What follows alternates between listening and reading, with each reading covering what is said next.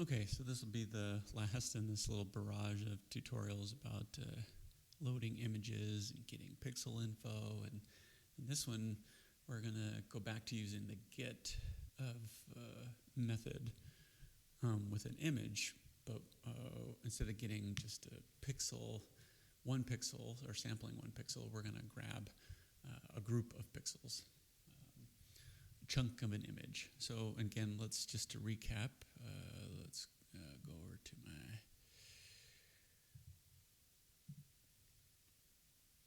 all right, so this is, I'm not going to do all the code that shows exactly how to do this. Most of this should be very similar. Again, it's a grid, so we're going to go back to the grid idea. Again, I just kind of like filtering through this. So let's go back to the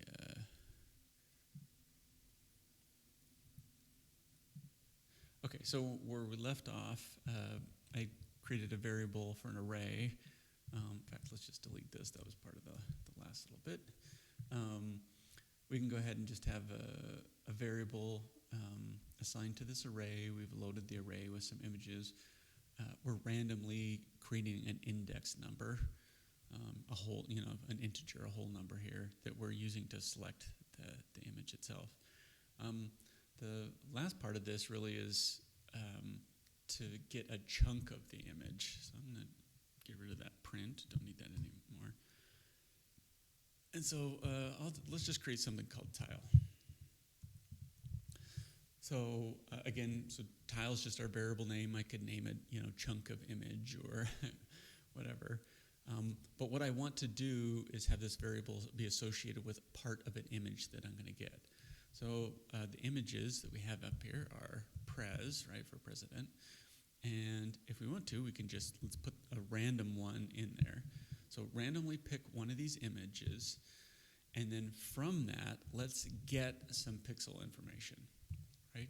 So before, we did just the X and the Y, right? That would say this is the exact location, and that's where you would get the, basically a color value. We can also extract brightness and things like that.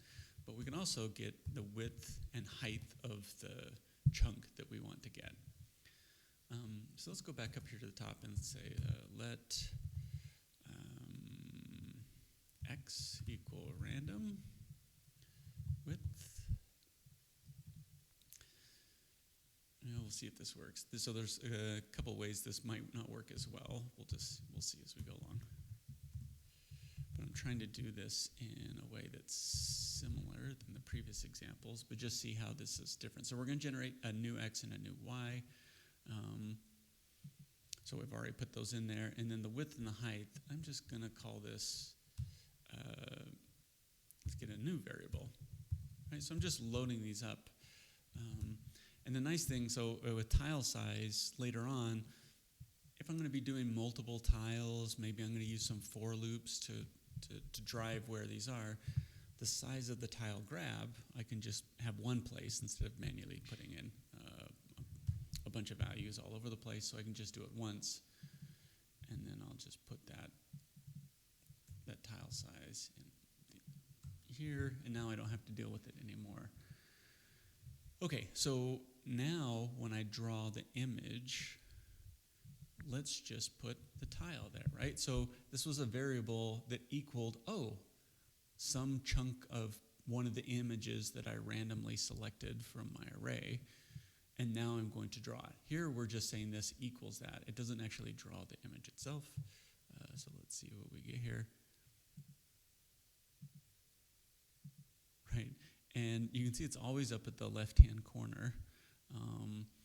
So if we would want to, let's just go put this as X and Y.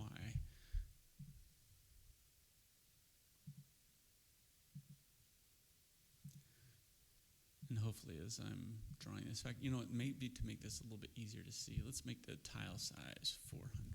See, isn't that nice? I can just do it once here. I don't have to put it in these two places, and if I use it in other locations. right? You can see one of the flaws with my little setup here is that when it is getting part of the tile, if it's over towards the edge, it only gets a little thin wedge of it, like it is here at the bottom. But you can see these tile images are loading in the same area respective to the chunk of image that it's grabbing. So what's happening is I'm creating, in fact, let's do this. Let me turn off the image and turn on my little fancy drawing tool. Electronic no loop. I need this to loop for me. Oops, and let's make the background 200. Okay. Right? So I load an image, and then I randomly say, you know what, let's pick an X and a Y. That's right there. And let's get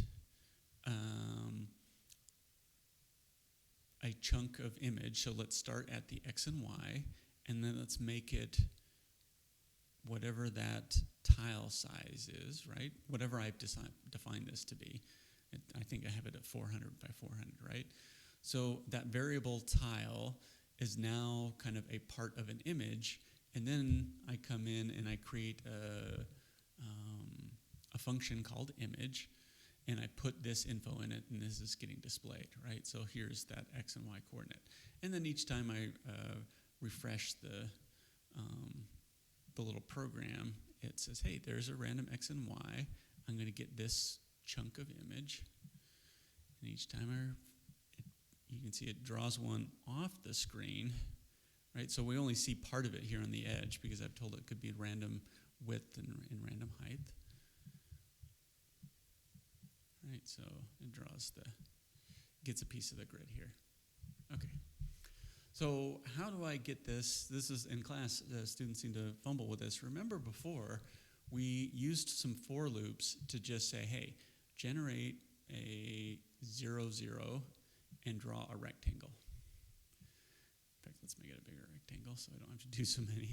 Let's refresh that. Okay, so here is a rectangle.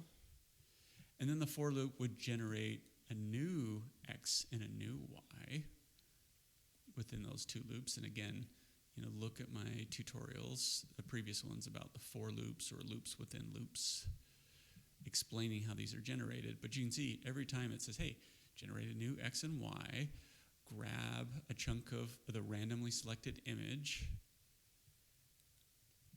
right? And then place it at the same X and Y that you started your grab, right? So we say, hey, new X and Y, and then we start at that location and grab the image, and then once we have that image, we place it back at that same X and Y. Previously, we were just saying, hey, just anywhere you want, just select one and select one. And you could use this, there's lots of different ways you could fill the image if you wanted to with random selections and fill it. But I think it would be a very good idea to try to do it with a grid first, and then experiment on how you might do this differently. And again, this it's totally up to you how you would like to arrange this after the fact, right? But I'm not going to do the code to get to that point. If it's going to be a grid, we've already done that, right? X and Y, and we've generated some X and Y coordinates using those for loops instead of the random setup here. So how would you like to feed that into where you grab the tile and then where you place the image, right? So that's I think that's the task at hand. And again, there's lots of different ways that we could reassemble this mosaic, right? This collage of these various images. Okay, 9 minutes and 30 seconds almost. I think that will do. I want you to kind of experiment with how to rearrange. But in this, at least we've looked at the last piece of the puzzle, I guess, is using get, not only to get a specific X and Y location, where in the other examples we got pixel info, but now we're grabbing a chunk of the image and using that to reconstruct this little mosaic.